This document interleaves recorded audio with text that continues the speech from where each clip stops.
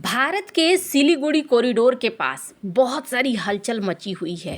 Border के इस पार भी और बॉर्डर के उस पार भी। वहीं जो एनएसए भारत आए थे अजीत डोभाल से मिलने, यहाँ से निकलते ही वो कहाँ पहुँचे हैं और किससे मिलने पहुँचे हैं, जानेंगे क्या चल रहा है। इन सब के बीच में स्क्रीन पर एक आर्टिकल देख रहे हैं, हाई लेवल की मीटिंग चल रही है और दूसरी तरफ आवामी लीग ने बांग्लादेश में एक बड़ा हंगामा भी मचाया हुआ है। मेघालय में भारत ने आखिरकार क्यों लगा दिया है कर्फ्यू, और मेघालय के बारे में आपको बता दूं, ये बांग्लादेश के बॉर्डर से लगता हुआ है। बांग्लादेश इस एक्शन का बड़ा कारण है। जियोपॉलिटिक्स में बहुत कुछ चल रहा है। हमेशा की तरह वर्ल्ड मिरर के इस एपिसोड में जानने को मिलेगा बहुत कुछ, इसलिए वीडियो को अंत तक जरूर देखिएगा। बांग्लादेश में इस वक्त एक हलचल मची हुई है। बांग्लादेश की अवामी लीग यानी कि शेख हसीना की पार्टी ने प्रदर्शन करने का फैसला कर लिया है। इनकी पार्टी का कहना है कि जानबूझकर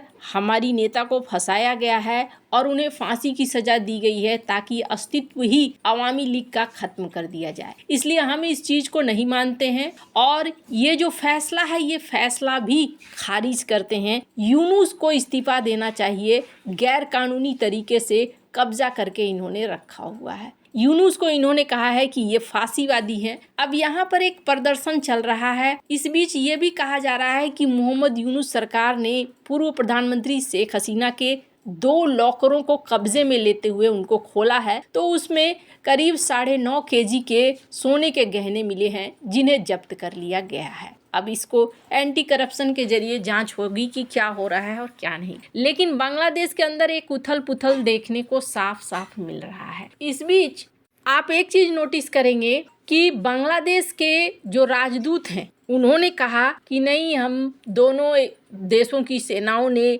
बांग्लादेश के मुक्ति में एक बड़ा योगदान दिया है। मीठी मीठी बातें ये भी कह रहे हैं, लेकिन आधिकारिक तौर पर इन्होंने शेख हसीना की मांग को रखा है। अब यहाँ स्क्रीन पर एक आर्टिकल देख सकते हैं। कहा जा रहा है कि क्या शेख हसीना को लेने की बात यानी प्रत्यर्पण की बात एक नए जंग की ओर इशारा करती है। क्या चिकन नेक कॉरिडोर पे कुछ हो सकता है? क्योंकि भारत ने अभी शेख हसीना को लेकर कोई फैसला नहीं लिया है। ऐसा लगता है जैसे शेख हसीना को लेकर भारत नई सरकार का इंतजार कर रहा है कि फरवरी में चुनाव होंगे, चुनाव के बाद जो रिजल्ट आएगा उसके बाद हम एक सरकार होगी जिस सरकार से बातचीत करेंगे तो फिर कुछ फैसले लेंगे। पर इस बीच गतिविधियां बहुत तेज होती हुई नजर आ रही है। अभी कहा जा रहा है कि लगभग हर महीने पाकिस्तान से कोई न कोई आर्मी का लोग बांग्लादेश आ रहा है, मुलाकातें हो रही हैं। स्क्रीन पर आप देख सकते हैं अभी पाकिस्तान गए हुए थे बांग्लादेश के नेवी के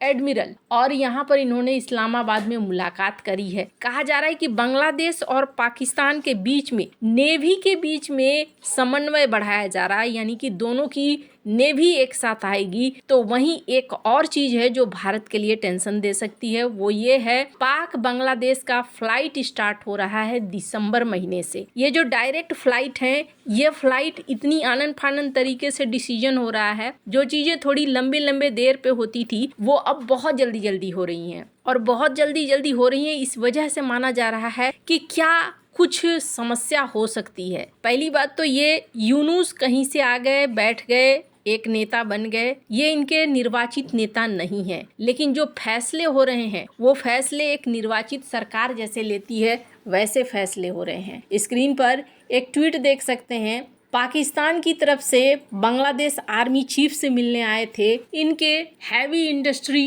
के जनरल। अब यहाँ पर इस तरह की मुलाकातें बहुत तेजी से बढ़ रही हैं, जबकि एक चुनी हुई सरकार नहीं है। यह इशारा कर रहा है कि क्या यहाँ पर कुछ हो रहा है। वहीं लालमोनिरहाट बेस की बात करें तो इसको लेकर भी कुछ गतिविधियां अभी हाल के दिनों में देखने को मिली थी। बांग्लादेश के ही एक पत्रकार ने इस बात को कहा था कि लालमोनिरहाट बेस के पास गतिविधियां बढ़ रही हैं, हैंगर बनाए जा रहे हैं और ऐसा लगता नहीं है कि लालमोनिरहाट बेस पर जो कार्रवाई है उसे रोकी गई है। इसका मतलब है भारत के लिए समस्या यहाँ बढ़ ही रहा है, घट नहीं रहा है। इस बीच स्क्रीन पर एक वीडियो देखिए। इस वीडियो में कौन है? इस वीडियो में है बंगाल के गवर्नर।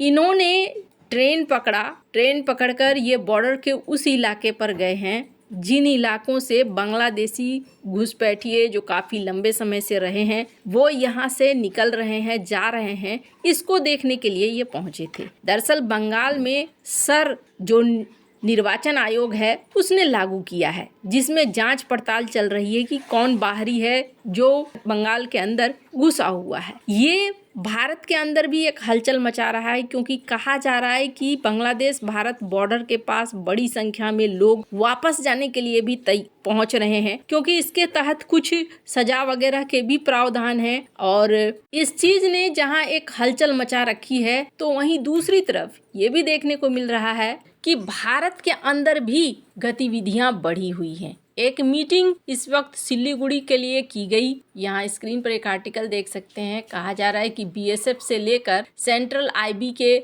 ऑफिसर्स भी यहाँ पर पहुंचे और ये मीटिंग खास तौर पर चिकन नेक कॉरिडोर को लेकर हो रही है। सिलीगुड़ी कॉरिडोर को लेकर भारत बहुत ज्यादा एक्शन वाले मोड में है, पर अभी जो ताजा एक्शन लिया गया है वो एक्शन लिया गया है मेघालय के पास। मेघालय और बांग्लादेश का जो लगता हुआ बॉर्डर है वहां पर इस वक्त कर्फ्यू लगा दी गई है रात के लिए, क्योंकि भारत और बांग्लादेश के बीच कई जगह पर सीमा ऐसी है जो ठीक ढंग से बंधी हुई नहीं है। कई जगह ऐसी जगह हैं जो खुली है, जहां से लोग घुस सकते हैं, आ सकते हैं, जा सकते हैं। ऐसे जगहों के लिए खास तौर पर जीरो लाइन के 1 किलोमीटर के दायरे में शाम 8 बजे से सुबह 6 बजे तक कर्फ्यू लगा दिया गया है। ये आदेश मजिस्ट्रेट रोसेता मेरी कुरबाहा द्वारा जारी किया गया है। माना जा रहा है कि बांग्लादेश में जो अस्थिरता है उसकी वजह से अनचाहे तत्व, उग्रवादी समूहों के सदस्य, तस्कर या फिर संगठित अपराधी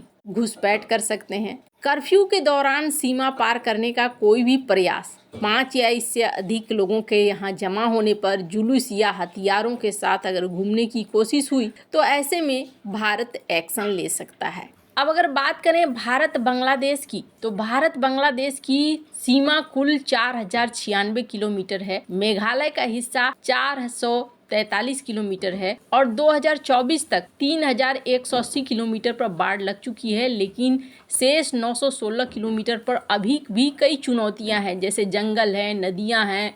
इस वजह से बीएसएफ ने हाई अलर्ट जारी रखा है। अब अगर सोशल मीडिया की कुछ रिपोर्टों की बात करें तो स्क्रीन पर एक रिपोर्ट देख सकते हैं, जिसमें कहा जा रहा है कि नॉर्थ ईस्ट पर खास करके चाइना की नजर है। कभी अगर पाकिस्तान से लड़ाई शुरू होगी तो भारत को पाकिस्तान की तरफ उलझाकर नॉर्थ ईस्ट पे आगे बढ़ सकता है चाइना। इस वजह से भी भारत यहाँ पर अपनी तैयारियों को मजबूत रखे हुए है। खैर, अब जो एनएसए आए थे खलीलुर रहमान, वो यहाँ से मिलकर दोहा पहुंचे। नॉर्थ ईस्ट की इस रिपोर्ट को देख सकते हैं, जिसमें ये कहा जा रहा है कि ये दोहा पहुंचे, वहाँ पर इन्होंने अमेरिकी अधिकारियों कथित तौर पर उनसे मुलाकात करी और उसके बाद ये वापस बांग्लादेश लौट रहे हैं। तो यहाँ बहुत सारी चीजें हैं जो एक साथ चल रही हैं। आने वाले समय में कुछ बड़ा यहाँ देखने को मिल सकता है, क्योंकि जिस तरीके से पाकिस्तान की भी गतिविधियां पैरेलल तरीके से बहुत तेजी से चल रही हैं, ऐसे में माना जा रहा है कि भविष्य में यहाँ कुछ हो सकता है। आपको क्या लगता है इन सब मामले में? आपकी क्या राय है? कमेंट कर जरूर बताएं। जल्द मिलते हैं अगले वीडियो में नई खबर के साथ।